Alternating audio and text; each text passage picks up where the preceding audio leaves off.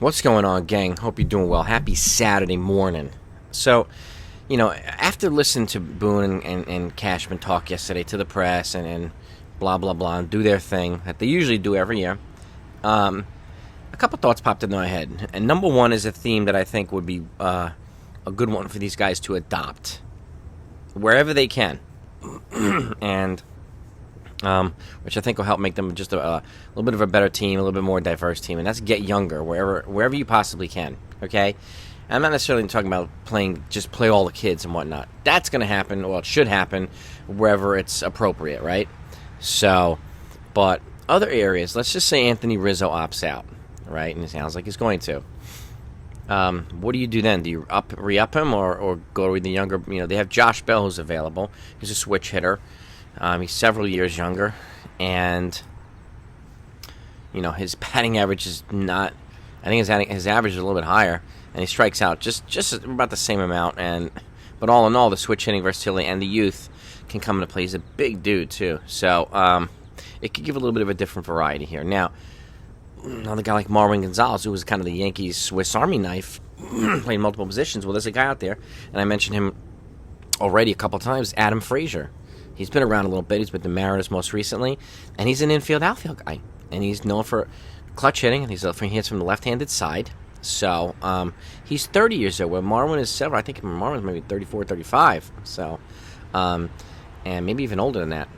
But infusing a little bit more youth there also gives them flexibility to let the other kids develop, like Oswaldo Cabrera, who still has some developing to do. Oswald Peraza still has some developing to do, right? And this, to me, gives them an opportunity to bring in a guy who's still relatively young and pretty productive, and he was known for getting clutch hits, which the Yankees were not known for. So he's a guy I would definitely look to bring in, because far too often do they bring in guys way past their prime. This guy was great 4 years ago. Let's bring him in now, like Michael Brantley. A lot of folks want Michael Brantley from the Houston Astros. 5 years ago, Michael Brantley would have been great, but he's older and he's coming off an injury. Doesn't make any sense to bring him in, at least in my opinion. So I go for a guy like Adam Frazier, or just you keep Tim LeCastro in the outfield, give him a little bit more speed development. Or obviously, Judge is the big one, but if he walks, you got to bring in Andrew Benintendi. He's 28. That's also a younger version of Aaron Judge. Different hitter, obviously, but you're going from 31 to 28. You get younger where you can, but younger with productivity. And that's the thing. Josh Bell's still productive. Adam Frazier, productive. Benintendi, productive. Not just bringing in young guys because they're young and then hope for whatever. These, to me, are areas where they can get better. Now, obviously, you're going to take a step down from Aaron Judge for mostly any player.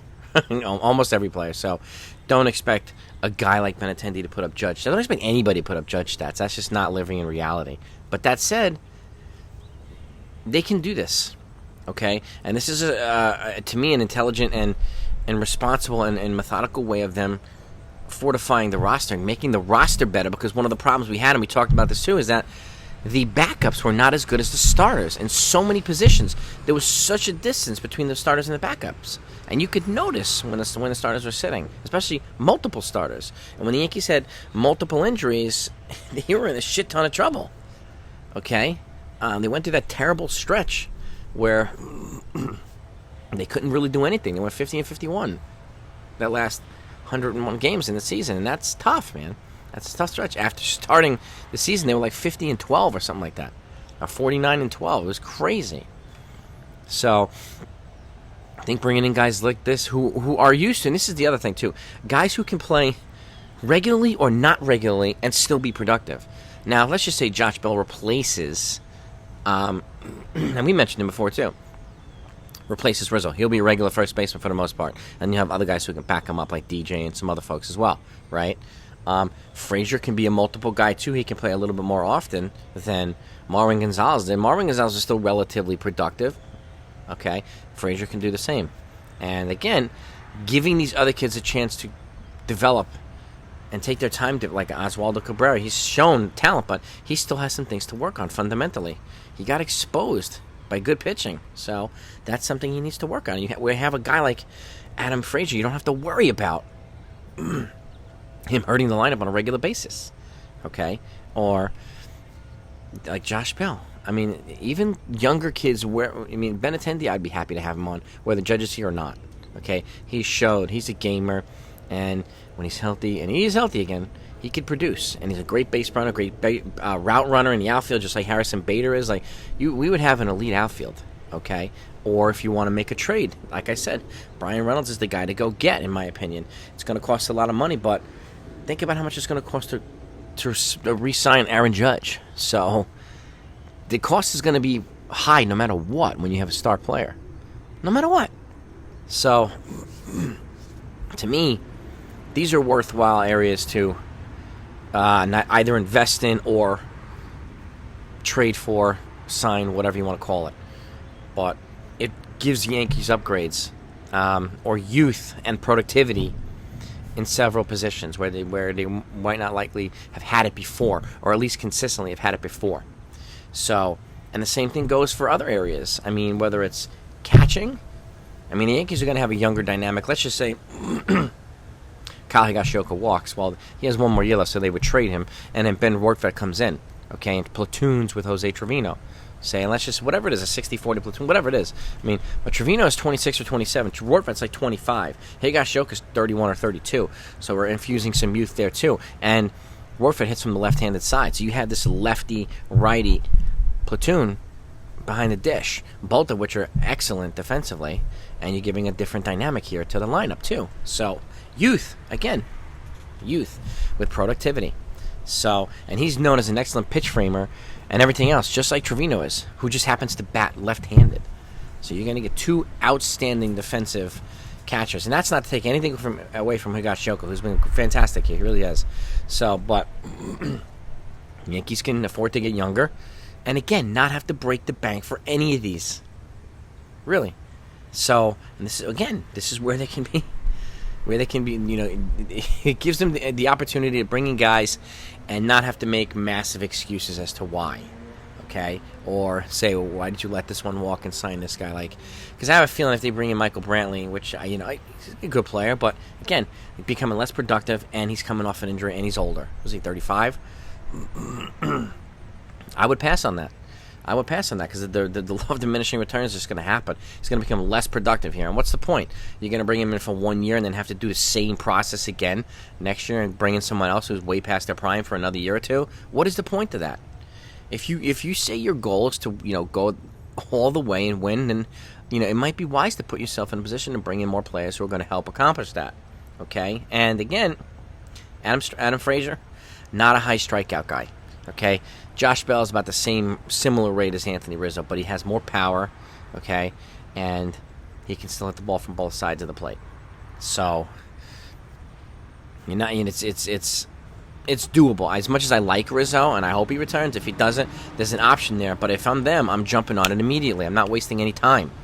You can get a Jose Abreu, who's a good contact hitter with power, but he's 36. He's older than Rizzo. So this is an opportunity to get younger and probably get more production out of somebody like Bell than you would out of Jose Abreu.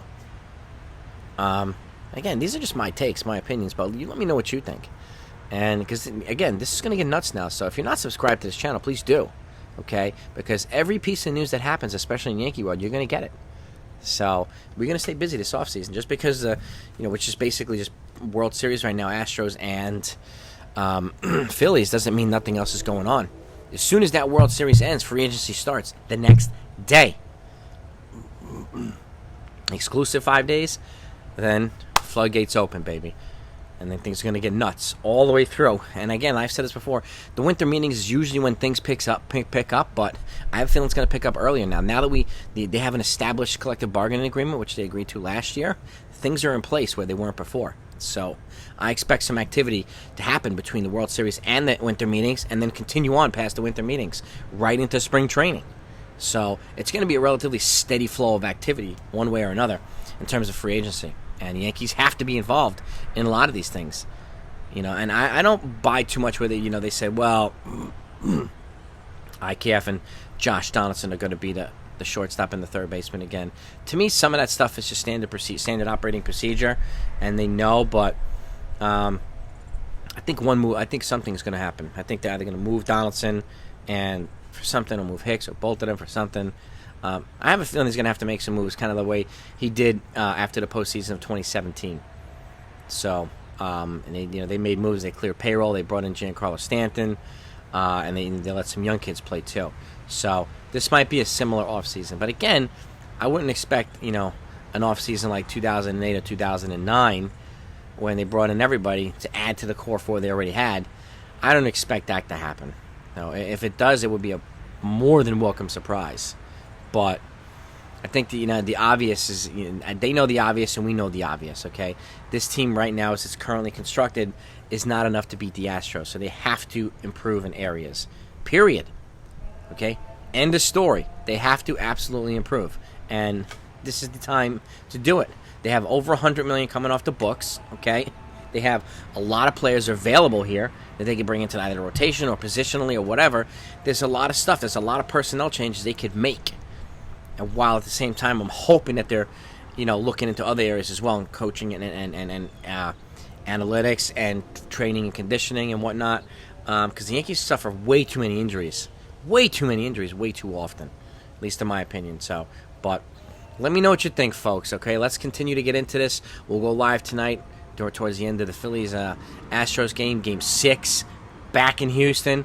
We'll see what happens. I think it's Zach Wheeler tonight against Framber Valdez, if I'm not mistaken.